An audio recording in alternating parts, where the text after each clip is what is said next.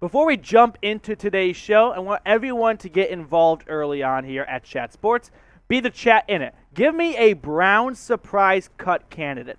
Someone who might not make the team that would come as a bit of a surprise. Let me know what you're thinking down below.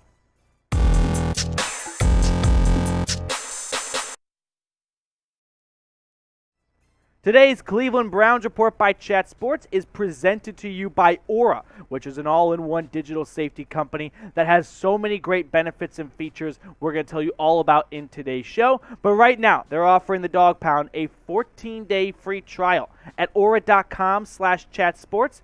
Get started. Links in the comments and the description. You will not regret it. Make sure you get yourself hooked up with the best online security coverage out there thanks to Aura. All right, let's get into some surprise cut candidates based off of ESPN's 53-man roster projection. So, basically what this sandwich is I took Jake Trotter's ESPN roster projection for the Browns and noticed these three names were not on there, and boom, ice cream sandwich. And if you think some of this is going to be too outlandish, did everyone under the sun believe Sheldon Richardson was going to get cut? Kind of happens every year. Not every team has a surprise cut, but the Patriots surprisingly cut Cam Newton last year. Not many teams saw that coming. Not many people did. So just bear with me if you're like, this is ridiculous, redonkulous, I'm out of here. No, happens every year. All right, first surprise cut candidate, D'Ernest Johnson. Yeah, that's the biggest name we're going to get to most likely. He was not on Jake Trotter's 53-man roster projection. So, here's who Trotter had making the Browns roster in the running back room. Nick Chubb, Kareem Hunt, locks. Jerome Ford, a 5th-round pick, lock. Demetric Felton and Johnny Stanton. Those are two more interesting names he had making the roster over a D'Ernest Johnson. Now, I've got a couple bones to pick with this here. Biggest bone would be the Browns, remember, they had the restricted free agent tender for Johnson, and then they inked him to a 1-year contract. Where in that contract, which was very similar to the tender, but the only difference was $900,000 became guaranteed. Why would you guarantee $900,000 if you were not certain or close to certain he would be making the roster, right? I don't understand why Andrew Berry would give him that kind of, I know it's just $900,000, which in NFL terms is just a drop in the bucket, but there's something to be said about what the Browns were thinking and what Andrew Berry was planning when he made that decision, right? Now, Johnson last season for the Browns, when his number was called, he was awesome. Starting in Week 7 on Thursday Night Football, 146 yards on 22 carries, should be 2 touchdowns, and should be 149 yards, but he went down at the 3-yard line to run the clock out. And then Week 10 against New England, almost gets to 100 yards on 19 carries. And then to end the season, after all was lost, with 25 carries, he was able to accumulate 123 yards and 1 touchdown. So, the only thing I could see happening where Johnson does not actually end up on the Browns roster is he gets traded. This is a player I could see very well being dealt during training camp and whatnot for 2 reasons, and I might think of another one. But one reason being, you saw last year when the Rams lost Cam Akers, what did? They picked up the phone, they called New England, and they brought Sony Michel in. Now, you also saw a team like the Ravens last year. Now, I know the Browns and Ravens wouldn't make a trade anyway, but just stick with me. The Ravens, when their running back room got decimated, or when the Titans lost Derrick Henry, they didn't make any trades. They looked to free agency. So there could be something to be said about GMs going, listen, trading for a running back, I'd rather just sign someone, knowing that, sure, D'Ernest Johnson is better than some random Joe off the street who hasn't played this year, but I'd rather hold on to my day 3 pick than pick up Johnson when I could get decent substitute off the street. Another reason why I think D'Ernest Johnson, or kind of just rounding out the entire D'Ernest Johnson cut candidate scene, is they gave him $900,000 guaranteed. I think for a very deliberate reason, which is no team now believes he's going to get cut, which other teams may have thought, and that's why they're like, well, Johnson might get cut. We'll wait and just sign him once he gets released instead of trading for him. No, I think the $900,000 guaranteed might fend some GMs off with that mindset. But what do you think will end up happening with D'Ernest Johnson? Does he get traded?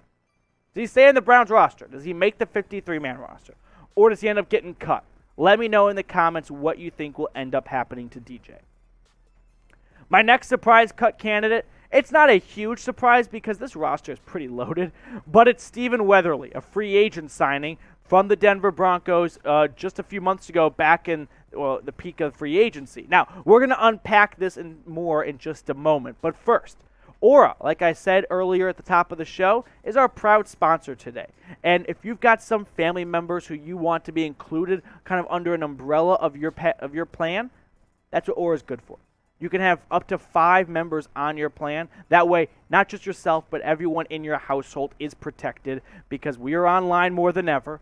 And here's the deal. We also have way more of our information online more than ever. So do not be a victim of a data leak or have your identity stolen. Start a 14-day free trial at aura.com/chatsports.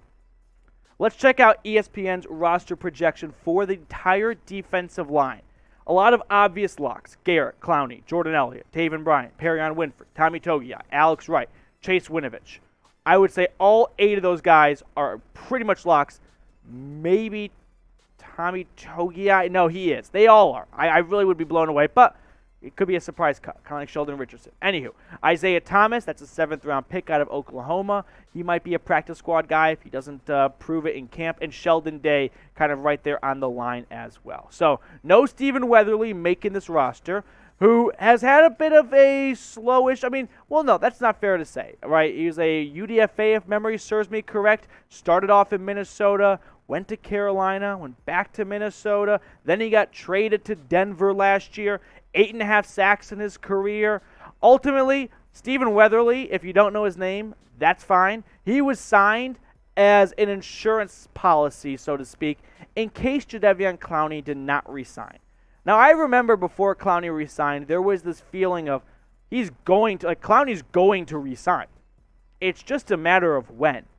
Well, maybe it wasn't always that much confidence on Andrew Berry's side, and that's why they brought in Weatherly, just in case they don't get Clowney back, because now it looks like if Watson didn't come to Cleveland, Clowney wasn't returning to the land. So I think that Weatherly was signed as an insurance policy. I also think he could be traded during training camp. You might see a couple teams lose a defensive end, an edge rusher. Weatherly would be a prime trade candidate because the Browns have extra defensive ends all of a sudden after maybe looking a little short at that position. You traded for Chase Winovich, you drafted Alex Wright, you brought back Clowney. You could probably live without a Stephen Weatherly. We've got more we have more cut candidates to get to in just a moment. But first, make sure you're not only subscribed here to the Browns Report by Chat Sports, but you also got your notifications on, all right? The bell icon, right over here, click that, set it to all. That way when we have live shows or breaking news happens, you are in the know, so make sure you turn your noties on. Third and final surprise cut candidate, Josh Dobbs. It's not a huge surprise, right? But there are some stipulations. So that's why I'm tossing him in here. This isn't a stop what you're doing. Josh Dobbs could get cut. But as the third-string quarterback, that's sort of expected. However, if Deshaun Watson is suspended, which now I'm just kind of pivoting Dobbs getting cut into this conversation, Dobbs would make the roster. Now, my next question would be, who would Dobbs replace if he's on the active roster? So, if Deshaun Watson does not make the roster, I'm getting all twisted up. If Deshaun Watson gets suspended, who would Josh Dobbs take on the roster? Demetric Felton is what I'm trying to get to here. That would be a guy I could see Dobbs stealing a roster spot from, because if Watson's suspended for X amount of games to start the season, and so you have Brissett and Dobbs on the roster, well, now I kind of wonder, even though it's taken Watson's spot, would you want to bring in another quarterback? Because Josh Dobbs in his career isn't the most polished QB, right? Drafted out of Tennessee, my alma mater, to Pittsburgh. Didn't get a whole lot of action there. Got traded to the Jags, then came back to the Steel City. Just 10 for 17 in his career, 45 yards and 1 interception, coming off the bench in relief when Big Ben inevitably had to get his entire body bandaged up for some reason or another, and then came back fine to be the superhero he is. But I could see a way where if Watson does get suspended, they roll with 3 QBs, and someone like Felton or Sheldon Day might be out of a roster spot. Now, let's wrap up the show with this question here.